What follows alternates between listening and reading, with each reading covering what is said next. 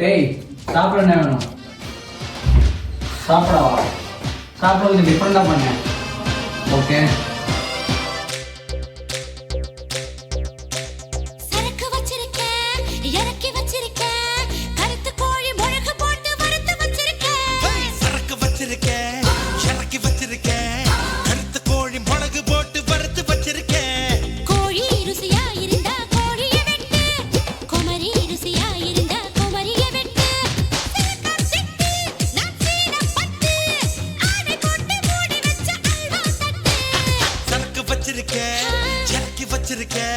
கருத்த கோழி மிளகு போட்டு வறுத்து வச்சிருக்கேன்.